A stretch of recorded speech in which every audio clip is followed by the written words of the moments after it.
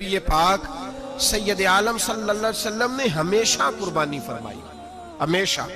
آج تو حضور نے ایک فرمایا، اللہ ہم سب کو حج کی توفیق عطا فرمائے اور بار بار حج کی توفیق دے۔ صحابہ نے 40 حج فرمائے ہیں، 50 حج فرمائے، حضرت فضیل بن عیاض نے 60 حج فرمائے۔ اللہ توفیق دے، قبول فرمائے اور اللہ سب کو بار بار وہ موقع نصیب فرمائے۔ تو نبی پاک صلی اللہ تعالیٰ علیہ وسلم نے حج ایک فرمایا، قربانی حضور جس دن مدینے آئے اس وقت شروع فرمائی، اور ہر سال حضور قربانی دیتے تھے، ہر سال 2 جانور ذبح فرمائے۔ یا رسول اللہ صلی اللہ تعالیٰ علیہ وسلم، 2 کا کیا مقصد فرمایا؟ ایک میری طرف سے، ایک میری غریب امت کی طرف سے۔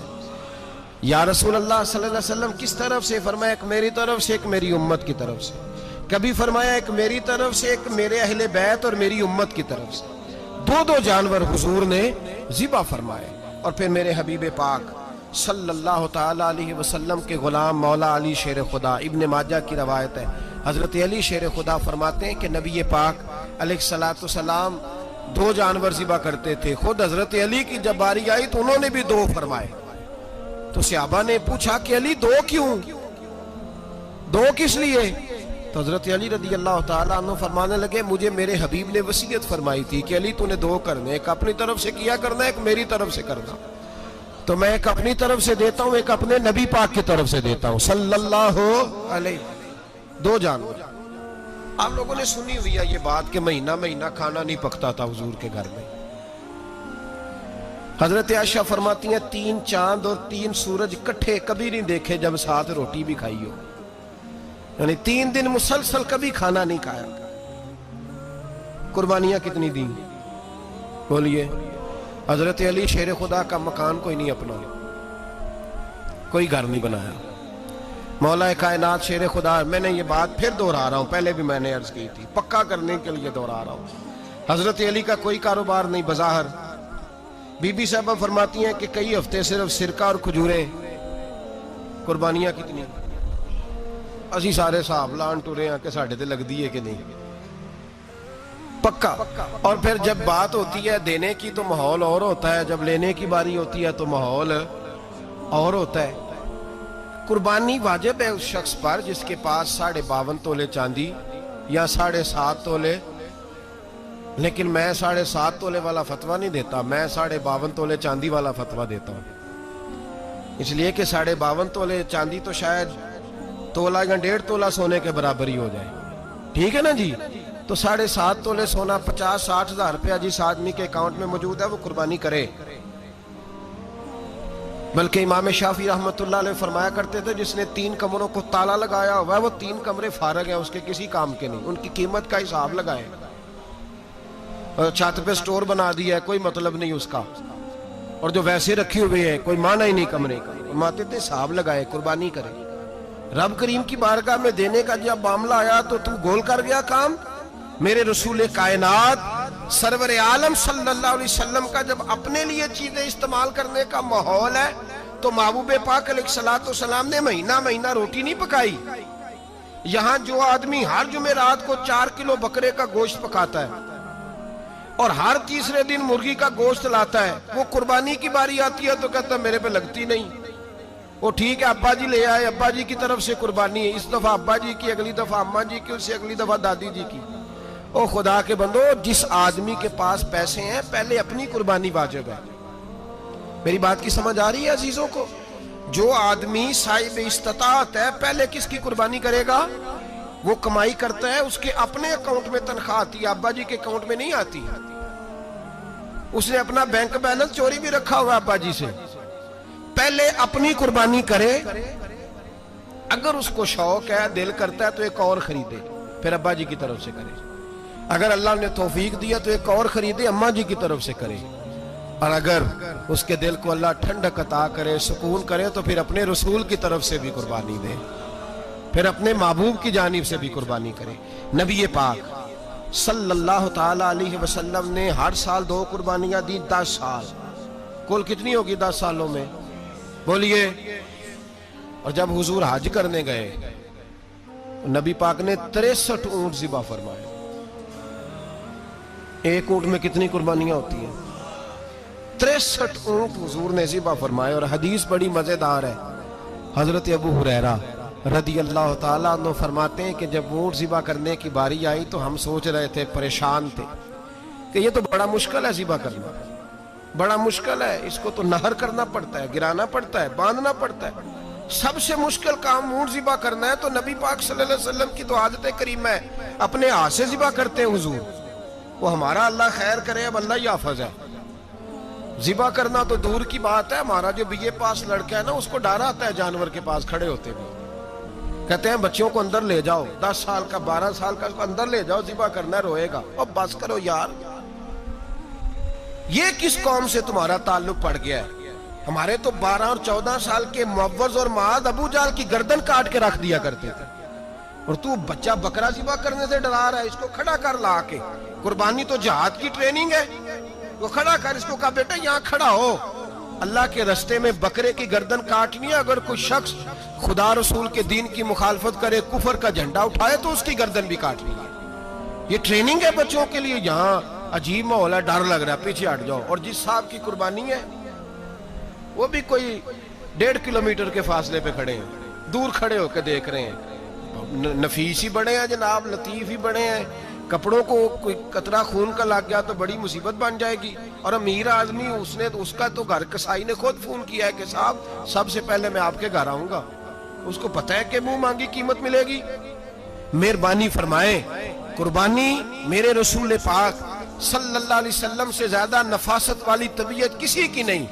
صحابہ کہتے ہیں اتنا حسین محبوب کا انداز تھا کہ کبھی کپڑوں پہ مکھی بھی نہیں بیٹھی تھی.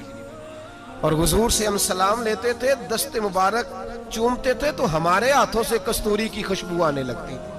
اور فرماتے ہیں نبی پاک کا ہاتھ یوں ہوتا تھا کہ برف بھی اتنی ٹھنڈی نہیں جتنا پیارا حضور کا ہاتھ ٹھنڈا ہوتا تھا. پھر بھی حضور دست مبارک میں خنجر پکڑتے، جانور کو لٹاتے اور اپنی طامت کو سمیٹتے، اور اللہ کے حبیب گھٹنا رکھتے اس کی گردن پر، اور بسم اللہ اللہ اکبر کہہ کے ذبح فرماتے. حضور خود دست مبارک سے. تو اتنا زیادہ نازک مزاج ہو گیا ہے کہ اب یہ والی سنت ادا کرنا مشکل ہو گیا تیرے لیے. 63 اونٹ ہیں. اور صحابہ کرام علیہم رضوان فرماتے ہیں کہ حال یہ ہے، ہم سوچ رہے ہیں کیسے ذبح کریں گے، کیا کریں گے، کیسے گرائیں گے. اور نبی پاک صلی اللہ علیہ وسلم کہتے ہیں ہم ابھی سوچ میں ہی تھے کہ حضور نے چھری پکڑی. خنجر جب حضور نے اٹھایا تو فرماتے ہیں اونٹ دوڑتا ہوا آیا اور نبی پاک کے سامنے آ کے لیٹ گیا. فرماتے ہیں اللہ کے رسول نے بسم اللہ اللہ اکبر کہہ کے ذبح کیا. اس نے ٹانگ بھی کوئی نہیں ہلائی، پیر بھی کوئی نہیں ہلایا. وہ کسی شاعر نے بڑی عجیب بات کہی تھی. اس نے کہا پھنسی جو دام میں بلبل تو لگی یوں کہنے، کرے گا قتل کیا تو نے جب اسیر مجھے، کباب شمع کے شعلے پہ کیجیو سیاد، شکل گل نظر آئے دم اخیر مجھے. وہ کہتے ہیں بلبل کو شکاری، سیاد شکاری نے پکڑ لیا بلبل کو.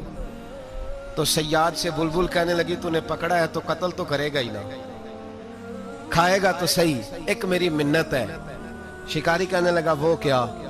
تو بلبل کہنے لگی جب تو مجھے ذبح کرے نا اور پکائے تو مجھے پھول سے بڑی محبت ہے. اس طرح کرنا، کوئلے اتنے زیادہ دہکانا، اس قدر زیادہ آگ جلانا کہ ان کی شکل گلاب کے پھول کی طرح سرخ ہو جائے. تو جب تو مجھے ان پر جلائے گا تو مجھے تکلیف نہیں ہوگی، اس لیے کہ محبوب کا چہرہ جو سامنے آ جائے گا مجھے تکلیف نہیں ہوگی. پھنسی جو دام میں بلبل تو لگی یوں کہنے، کرے گا قتل کیا تو نے جب اسیر مجھے، کباب شمع کے شعلے پہ کیجیو سیاد، او شکل گل نظر آئے دم اخیر مجھے. اعلیٰ حضرت بریلوی علیہ رحمہ فرمایا کرتے تھے، فرماتے تھے بڑی تکلیف ہوگی جب جان نکلے گی. روایتوں میں آتا ہے جس طرح باریک دوپٹہ جھاڑیوں پہ ڈالا جائے، کھینچا جائے تو پھٹ جاتا ہے، یوں تکلیف ہوگی. پر فرمانے لگے رسول اللہ کے غلام کو کوئی تکلیف نہیں ہوگی. حضور کیوں؟ فرمایا اس لیے کہ جب جان نکلنے لگے گی تو سامنے جلوہ ودہاد آ جائے گا. حضور کے جلوے ہوتے رہیں گے تو پتہ ہی نہیں چلے گا جان کیسے نکل گئی. پھنسی جو دام میں بلبل. تو صحابہ فرماتے ہیں کہ اونٹ دوڑتا ہوا آیا، حضور کے سامنے آ کے لیٹا، نبی پاک نے ذبح فرمایا اور فرماتے ہاتھ دھو گئی. حضور نے توجہ فرمائی تو دوسرا دوڑتا ہوا آ گیا. تیسرا آ گیا. حضرت ابو ہریرہ فرمایا کرتے اونٹ ایک دوسرے کو دھکے دیتے تھے, پیچھے ہٹ جا, پہلے میں نے جانا ہے, پہلے میں نے جانا ہے. 63 اونٹ وادی منا میں حج کے موقع پر میرے رسول پاک نے دست مبارک سے ذبح فرمائے. ہر قربانی حضور نے اپنے ہاتھوں سے فرمائی. قربانی واجبات دین میں سے, ضروریات دین میں سے, اور کوئی اتنا لمبا چوڑا مسئلہ نہیں. بہت ساری چیزوں کو خود بخود مشکل کر لیتے ہیں. ٹی وی پہ خبر آتی ہے فیصل آباد کے 2 بیل ہیں, بھولو اور ڈولو, پتہ نہیں کتنے من ان کا وزن ہے. ان سے پوچھا جا رہا ہے کہ بھولو ڈولو کھاتے کیا ہیں؟ تو کہتے ہیں بادام کھاتے ہیں, مکھن کھاتے ہیں. یہ جناب پتہ نہیں ان کو دودھ کتنے کلو روز پیتے ہیں, اور بھولو ڈولو بیچارے سے خود نہیں چلا جا رہا. لگ ایسے رہ جیسے وہ خود کہہ رہے ہیں مہربانی کرو ہمیں ذبح کر لو, اب تو اٹھا بیٹھا بھی نہیں جا رہا. او خدا کے بندو, دین کی اصل حقیقت کو سمجھو. یہ تو حضور نے فرمایا خوبصورت جانور لاؤ, یہ کس حدیث میں آیا ہے کہ اسے بادام کھلاؤ؟ آج لوگ انسانوں کو روٹی نہیں مل رہی اور جانوروں کو بادام کھلا رہے ہو. اس کے حصے میں جو اللہ نے شے رکھی ہے نا وہ چارہ ہے. اس کو چارہ کھلاؤ اور اچھے طریقے سے پیٹ بھر کے کھلاؤ. جانور کو پیٹ بھر کے چارہ کھلایا جائے تو جتنی اس کی طبیعت ہوتی ہے اس حساب سے وہ صحت مند ہو جاتا ہے. باقی یہ تو آپ کسی شخص کو اتنا کھلا دیں کہ اس کا پیٹ اتنا بڑا ہو جائے, پھول جائے, تو وہ بیچارہ تکلیف میں آئے گا کہ نہیں آئے گا؟ یہ کس قسم کا ماحول ہے؟ ایک بکرا بکا ہے لاہور میں, اور سیٹھوں نے شرطیں لگائی ہوئی ہیں, میں 5 لاکھ کا لایا ہوں تو میں 9 لاکھ کا. یہ کیا چکر ہوا؟ مجھے اتنا کھلایا جی, اس کو فلاں چیز. یہ کس نے کہا ہے کھلانے کا؟ بادام کھانا کس حدیث میں آیا؟ کس صحابی نے اپنے بکرے کو بادام کھلائے؟ کس نے مکھن کھلایا؟ کس نے پیڑے کھلائے؟ بس کرو, عجیب تماشا لگ گیا ہے. اور یہاں تو اتنی بری حالت ہو گئی ہے کہ عورتیں ناچنے لگی ہیں قربانی کے جانوروں کے آگے, بیبیاں بیچنے لگی ہیں. اللہ کے غضب کو آواز نہ دو. یہ قربانی ہے کہ ہر چیز کا, مذہب کی ہر شے کا مذاق بنا دیا ہے. جس دین نے عورت کی اپنی قربانی بھی ہو تو اس کو ذبح کرنے کی اجازت نہیں دی, مرد ذبح کرے گا.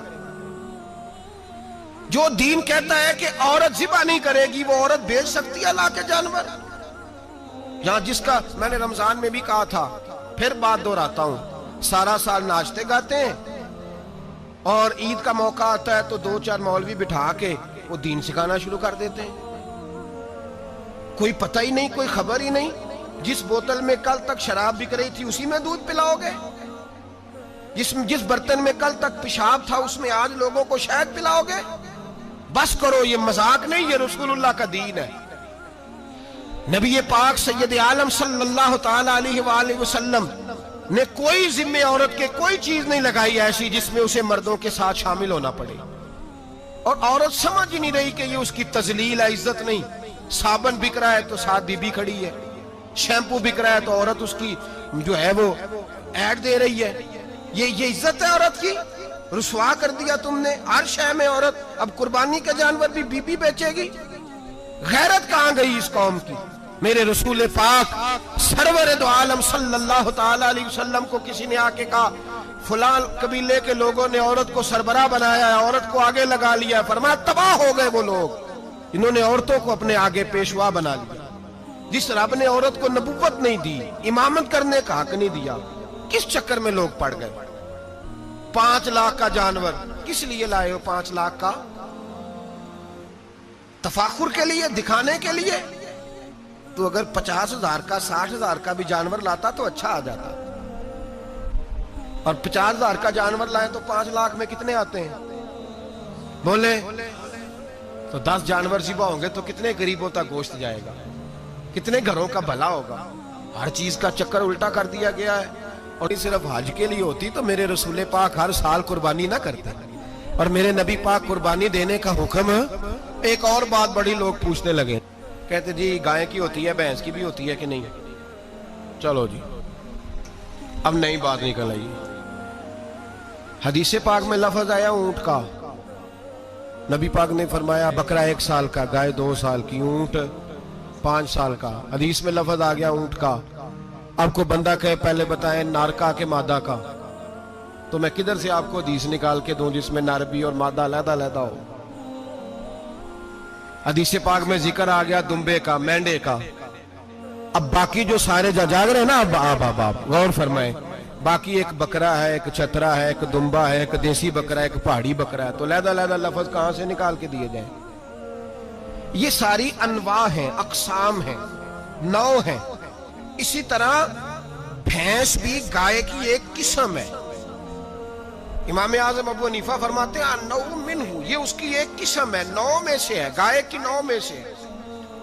آپ عام لفظ بولتے ہیں تو کہتے ہیں بکرا چترا گائے بھینس، عام لفظ ہے نا. تو جب گائے کہہ دیا تو اب کو بندہ کہے گائے آیا تو پہلے بتائیں گائے تو ہے تو اس میں بیل شامل ہے کہ نہیں؟ تو گائے کی جتنی قسمیں ہیں نا، ہمارے محدثین بھینس کو گائے میں شامل کرتے ہیں. بھینس گائے کی ایک قسم ہے. تو نبی پاک صلی اللہ علیہ وسلم نے جب گائے کا لفظ استعمال کیا تو بھینس اس کے اندر آ گئی.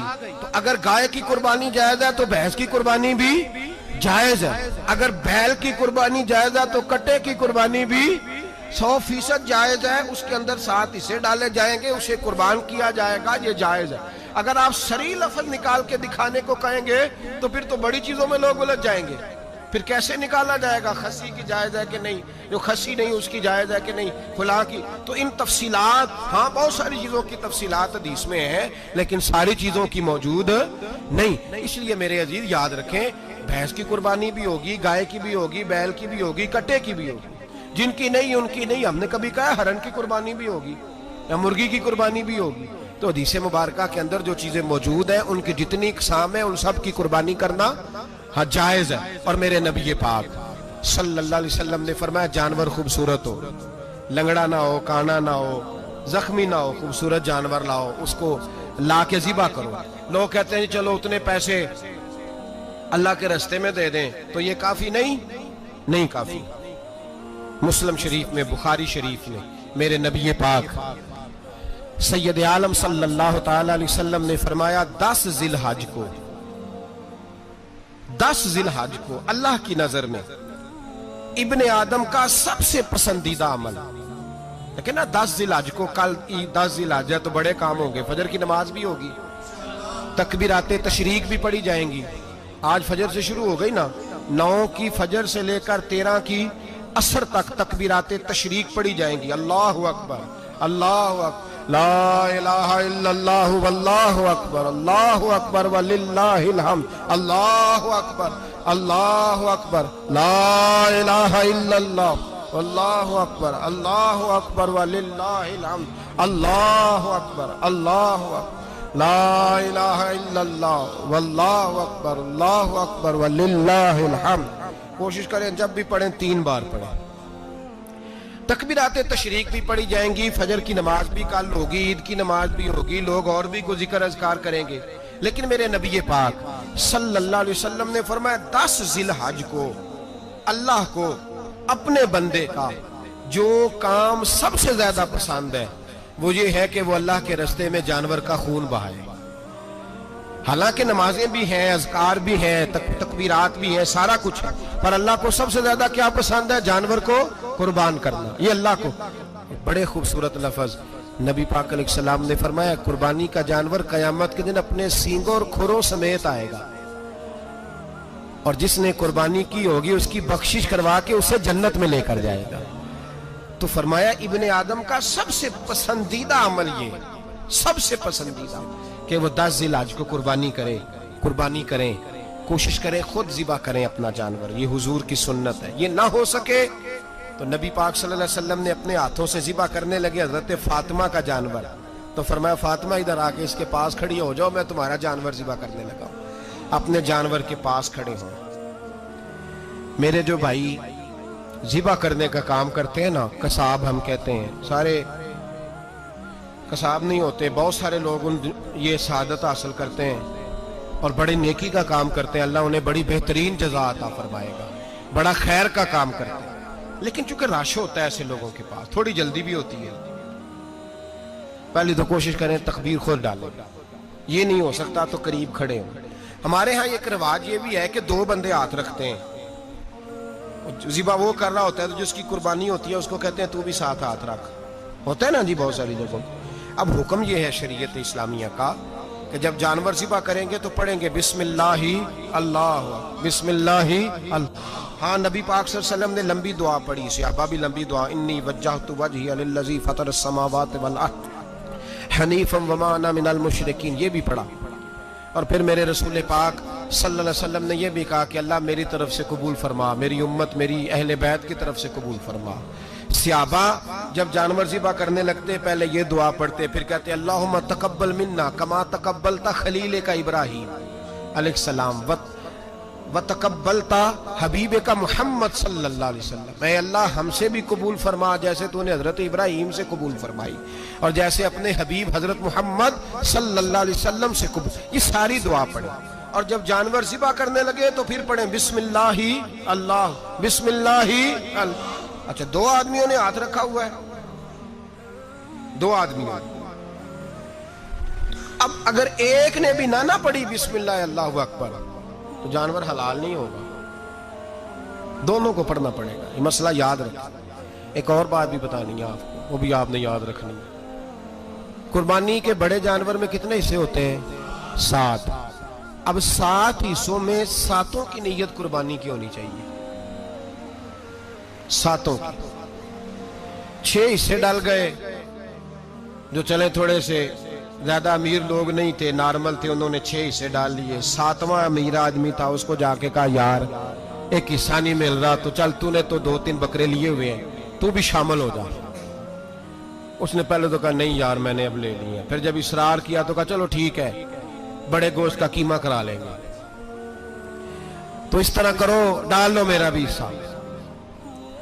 اب 6 کی نیت قربانی کی، 7ویں کی گوشت کی، کسی کی بھی قربانی نہیں ہوگی،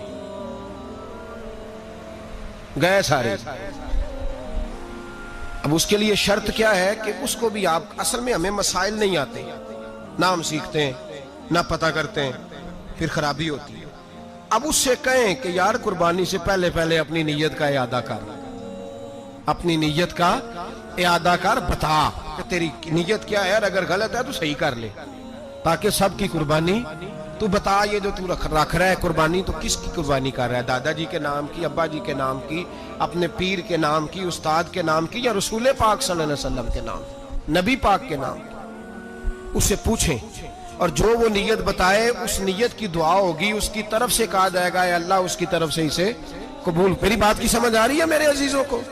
اور اس ارادے کے ساتھ قربانی، اگر ایک کی بھی نیت خراب ہو گئی تو مسئلہ بگڑ گیا۔ اس لیے ان مسائل کو، اور نبی پاک کے نام کی جو قربانی ہوگی، سبحان اللہ، میں کرامات کا زیادہ قائل نہیں، ہم کرامات کے نہیں کیفیات کے قائل ہیں، کیفیات کی۔ اور دین ویسے بھی لفظوں کا نام نہیں، کیفیت کا نام ہے۔ میرے حصہ فرمایا کرتے تھے ہم کرامت سے زیادہ کیفیت کے قائل ہیں۔ اگر مرید ساری زندگی کرامتیں سناتا رہے اور کبھی اسے مدینے جانے کا شوق ہی پیدا نہ ہو، کبھی نبی پاک کے نام پہ آنسو نہ آئے، تو پھر کرامت کا فائدہ نہیں، کیفیت تو ملی نہیں اسے، ہم کیفیت۔ اسی طرح ہم نظرانے کے نہیں، نظر آنے کے قائل ہیں۔ تو بھائی یہ یاد رکھ لیں، کیفیت کا نام دین ہے، نبی پاک کے نام کی قربانی۔ میں قائل تو نہیں کرامت کا، لیکن ایک بات میں نے اپنے ایک استادوں سے، ایک بزرگوں سے سنی ہے، میرا دل کرتا ہے وہ سنا دوں آپ کو۔ اور بزرگوں کا قول ہے، اصل رنگ جو میں عرض کر رہا ہوں اسی رنگ میں اس کو رکھیے گا، اور جس حد تک میں بات کر رہا ہوں اسی حد تک رکھیے گا۔ اب ہر آدمی کے پاس موبائل ہوتا ہے، فوراً بات ریکارڈ ہوتی ہے، فوراً میڈیا پہ جاتی ہے، فوراً لوگ کمنٹس کرتے ہیں۔ تو بھائی جس حد تک سناؤں اسی حد تک رکھیے گا۔ میرے ایک بزرگ فرمایا کرتے ہیں کہ نبی پاک کے نام کا جانور ذبح کرو، اور وہ گوشت اس آدمی کو کھلاؤ جس کا حافظہ کمزور ہے، اللہ اسے وسیع حافظہ عطا فرمائے گا۔ اور فرمایا کرتے کہ میرا تجربہ ہے، نبی پاک کے نام کا جانور ذبح کرو، اور جس آدمی سے کوئی گناہ نہیں نہ چھوٹتا، کسی گناہوں میں الجھ گیا ہے، اسے وہ والا گوشت کھلاؤ، اللہ اس کے دل میں نور پیدا فرمائے گا اور گناہ سے نفرت ہو جائے گی اسے، جو نبی پاک کے نام کا جانور ہو۔ تو ہم جو سیکھنے والے لوگ ہوتے ہیں، ہمارا دل کرتا ہے کہ چلو تھوڑا سا اپنی طرف سے بھی پوچھ لیں۔ تو میں نے کہا حضور اگر بیمار کو کھلا دیں تو فرمانے لگے کھلا دو، اللہ صحت دینے والا ہے، پر بیمار کے لیے دوائیاں بڑی ایجاد ہو گئی ہے، گناہگار کی دوائیاں نہیں ملتی۔ بیماروں کی دوائیاں بڑی ہیں، گناہگاروں کی نہیں ملتی۔ गुनाहगार को खिलाओ, इसलिए कि जो चीज मुस्तफ़ा के नाम से मंसूब हो जाती है रब उसकी बड़ी कदर फरमाता है, अल्लाह उसकी बड़ी कदर करता है। जो चीज नबी पाक के नाम से मंसूब हो जाती है अल्लाह उसकी बड़ी कदर फरमाता है। मेरे नबी पाक अलैहिस्सलाम ने फरमाया, मेरा कलमा पढ़ने वाला मोमिन जब दोज़ख से गुजरेगा तो दोज़ख कहेगी जल्दी जल्दी गुजर जा, जल्दी जल्दी, जहन्नम की आग कहेगी जल्दी जल्दी गुजर जा, जल्दी। तो मोमिन कहेगा तू तो आ गया, तुझे क्या बात हुई, पुल सिराज से गुजर रहा है, क्या मसला हुआ, उसके पास से गुजर रहा है दोज़ख के, तो पास से गुजरते वक्त भी कहती है जल्दी गुजर जा, कहीं ऐसा ना हो कि तेरे नूर की चमक मेरी आंख को ही ठंडा कर दे। ये शान है उनके गुलामों की, तो सरकार का आलम क्या होगा। तो मेरे रसूल पाक अलैहिस्सलाम से जो शय मंसूब हो जाती है उसकी अल्लाह बड़ी कदर फरमाता है, जब ही तो हमारी कदर है। अल्लाह फरमाता है कुंतुम खैरा उम्मतिन, तुम जिस तरह के भी हो सबसे अफजल, इसलिए कि मेरे मोहम्मद का कलमा जो पढ़ते हो सल्लल्लाहु अलैहि। तो कुर्बानी करें, अच्छी नीयत के साथ करें, खुलूस के साथ करें। कुर्बानी के गोश्त के 3 हिस्से करने, एक देना है खालस गरीब लोगों को, जी क्या देना उनको, जी गरीबों को क्या देना है, नाल झिड़का नहीं देनियां 250 आ भी गए हो तुसी, अजे तो खल भी नहीं लाई, झिड़का नहीं देनियां, और जो तेरे दरवाजे तक चल के आ गया। और अल्लाह पाक से डरा कर, बस ये सोच कि उसने तुझे देने वाला बनाया है। भाई ये सोच कि कोई किसी के दरवाजे तक नहीं जाता, ये सोच वो बड़ा बेनियाज है, कुछ का कुछ कर देता, तेरे दरवाजे तक आ गया ना बस ठीक हो गया। तू समझ कि उसने तुझे बड़ी इज्जत दी है, तेरे दरवाजे तक छापर लेके आया है, झिड़के ना दे, उत्ते बह जा, तू आ भी गया है, ऐसे ना कर, ऐसे ना कर, बिल्कुल बस जो आ गया है ना उसको इज्जत दे, वकार दे। गरीब को गोश्त देना है, 7 झिड़के नहीं देनी। और उसको बड़ी अजीब बात है, चौधरी साहब बैठे हुए हैं, 2 पंखे चल रहे हैं और उन्होंने जनाब बड़ा सोफा रखा हुआ है और टप में गोश्त रखा हुआ है और गरीब आदमी लाइनों में लगे हुए हैं। थोड़ी देर के बाद में चाय पीनी, बस कर यार बस कर, बेपरवाही वे एक सज्जन दी जिथे किसे दी पेश ना जावे, उन्हें ताजा वाले दर दर रोले ते मंगते तख्त बिठावे। डर उसकी बेनियाजी से, देख जो तेरे दरवाजे तक आ गया, बस आ गया, इतना ही काफी है, इतना ही काफी है, और इसी पे इक्तिफा कर। और कसाई से भी मेरी गुजारिश है कि फटाफट ज़िबा करना है, अगले घर भी जाना है। जानवर में अभी जान होती है तो खलड़ी उतारनी शुरू कर देते हैं, जुल्म है। जिस महबूब ने फरमाया है कि जानवर के सामने जानवर ज़िबा ना करो, जिन्होंने कहा कि जानवर के सामने छुरी तेज ना करो, उन्होंने तुम्हें कैसे इजाजत मिल गई हो? भाई कुछ नहीं होता, अल्लाह खैर करेगा। और आप भी कसाई की मिन्नत करें, लड़ाई नहीं करें, गुजारिश करें, कहीं जरा ठहर जा यार, 2 मिनट ठहर, ठंडा होने दे, इसे ठंडा होने दे। जिंदा आदमी की खाल उतारें तो कितनी तकलीफ होती है, इतना जुल्म। मैंने देखा उसी वक्त उसने लटका दिया, पैर काटने लग गया, फटाफट ना, ठंडा होने दें। नबी पाक सल्लल्लाहु अलैहि वसल्लम ने मना फरमाया, जानवर ठंडा हो का गोश्त बनाए अच्छे तरीके से, कुछ नहीं होने लगा, कोई मसला नहीं है ऐसा। वो जो हमारे यहाँ मशहूर है ना, ईद वाले दिन रोजा होता है तो कुर्बानी के गोश्त से खोलना है, रोजा कोई नहीं होता। बस इतनी बात है कि अच्छी बात है, मुस्ताहब है, अच्छा फेल है कि आप सबसे पहला खाना कुर्बानी का गोश्त ही खाएं। तो शुगर वाले बेचारे की शुगर लो हुई है, गोश्त मिलेगा 5 बजे, वो तो मर जाएगा। तो कोई जरूरी नहीं, वो खाना खाए जो घर में मौजूद है, नाश्ता वो करे, कोई ऐसी बात नहीं, गोश्त बन जाए तो वो खा ले, कोई रोजा नहीं। ईद वाले दिन कोई रोजा नहीं होता, यौम अरफा का रोजा है, ईद वाले दिन का कोई रोजा नहीं। बहरहाल उस गोश्त के 3 हिस्से करें, एक खालस गरीब आदमी को, दूसरा रिश्तेदारों को, अजीजों को, पड़ोसियों को, तीसरा घर में रखें, इस्तेमाल करें, खाएं। सारा गोश्त घर में रखना भी जायज है और सारा बांट देना भी। मैंने पिछले जुमे भी कहा था, फिर याद कराता हूं, जो लोग कुर्बानी करते हैं ना, वो वाले लोग हैं जिनके घर में आज भी गोश्त पकेगा। कुर्बानी देने वाले वो लोग हैं जो हफ्ते में हर 3 दिन गोश्त खाते हैं, फल भी खाते हैं। तो आप तो सारा साल खा रहे हैं, हर जुमे वाले दिन 3 किलो बकरे का गोश्त आता है। तो जो कुर्बानी का गोश्त है वो बांट दें, सारा गरीब को दें।